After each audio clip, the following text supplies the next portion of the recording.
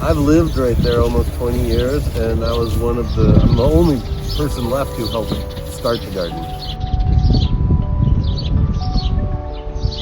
This was really, just another vacant lot with trash in it and stuff like that. Some people had dropped off some tomato plants and kind of abandoned them. We stuck them in the ground and just started that way. So really it started kind of guerrilla style without permission or anything. But a couple years later, we got prizes from the city. The city doesn't have that program anymore. But yeah, we did get a number of prizes. Shake the mayor's hand. Yeah.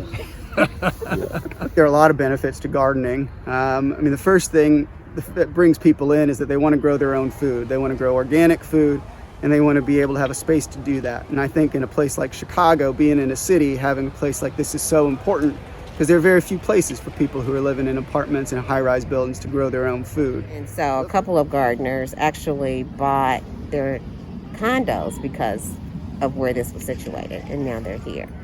I've been out here probably 7 years. The reason that people stay is because gardening brings people together around common labor. And so when you work together, you're building relationships that are based on the work that you do here and that you learn and share. Put that, then you put your straw. Okay. Then you put your burlap. Okay.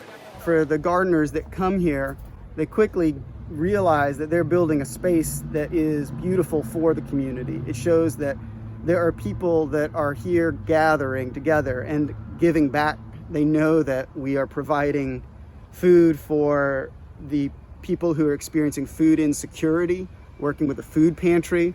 Our gardeners donate their own produce to the food pantry and donate their time to growing food for the food pantry. Today we had a group of people that are from the AKA, Alpha Kappa Alpha sorority.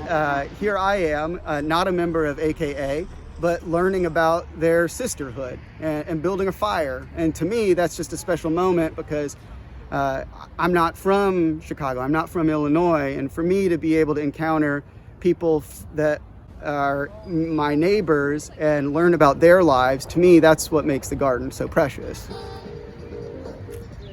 So does the music make the garden grow faster and richer? Yes, it does. Music is integral to everything. Everything makes sounds, it moves. We love the garden because it gives us a place for our toddler to come play with her. Working out in the garden makes you feel good. You got fresh air, you got beauty, you got trees, you got plants, you got grass. This will lift you up. 2020, it was a lifesaver. That way we could come out here and we could breathe.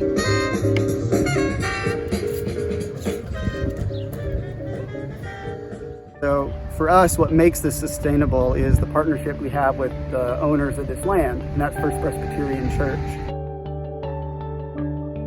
So the first thing is having that space and maintaining that relationship. And for us, what we've learned is what they want from this is to make this a spot for gathering, a spot that's beautiful, and a spot that gives back to the community. In churches, we're really in the business of helping people figure out what it means to be human. And such a big part of that is connecting to the natural world. A big part of that is connecting to community. And those are things that people are doing here every day in these gardens. And it's been really beautiful to see. And also in a place like Woodlawn, which has been so neglected by the city for so long.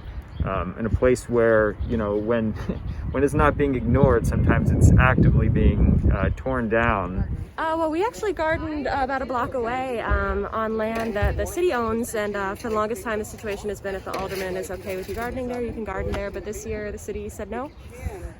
So we had to move.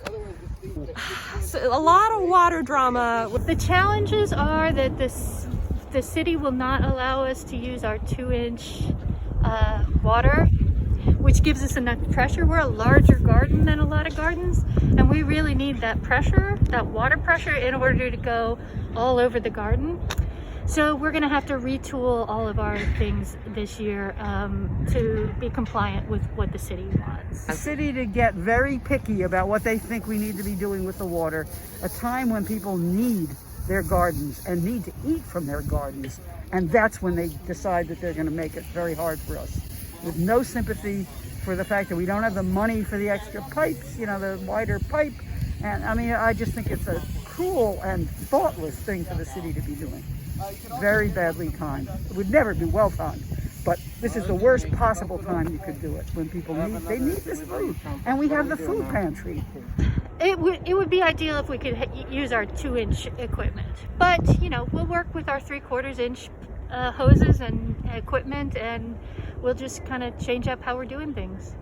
Things like these gardens are so important for people to build resilience, for people to be able to source their own food and share their own food in the community. You know, in these times, you know, looking at the GMOs and all that, you got an opportunity to feed yourself. At least you know what you're eating, you know, and also you're giving back to the earth. You know, earth gives you something, and you in turn, you put your love into the soil and get that love back. Are you still using this one? You can use it, right? Thank you. No problem, brother. Everything is shared. You share the labor, you share the time. You know, this isn't just about people coming out and getting what they need and going home. This is about people coming to grow together and to share and to build community together, which creates the kind of resilience that a place like Woodlawn really thrives on. When they sign up to be a member of this garden, they sign up to be on a team. And so we have composting teams, we have teams that plant and harvest from the food pantry plots. Those people on those teams do the work that make this garden happen. We also have people that are volunteering from outside the garden. We have people that are coming in from University of Chicago Medicine, from community organizations, from youth organizations, from religious organizations that are doing days of service. And what we provide there are opportunities for them to be involved with our food pantry growing projects. So we do a lot of stuff both that they can find in stores and stuff that they can't, that they want. So like we'll do green tomatoes, right? I can't just go to the store and buy green tomatoes. We do a lot of greens that are harder to find in the store too. And because of that, like the stuff we grow like goes, like we don't really waste anything. People take just about everything we grow. I mean, we could probably grow a lot more. And it's not going to people who are too far away, like they're all our neighbors too, so we get to know the people in our neighborhoods. We live just out the block. We walk past this all the time. Every time we walk by, there's people in here laughing, having a good time, and planting. So we thought, you know, we're new to the neighborhood. This is a good way to meet some folks and be part of the community. So we found some organizers that signed up, and here we are 3 years later. Gardeners are here to grow vegetables, but they also take on the responsibility of taking their own trash. And the way that we take care of our trash in an environmentally friendly way is by recycling it through with composting so that it goes back into growing more vegetables. This is a pile that we built today. So you can see that we put a lot of water on this. You need to have water so that it gets hot.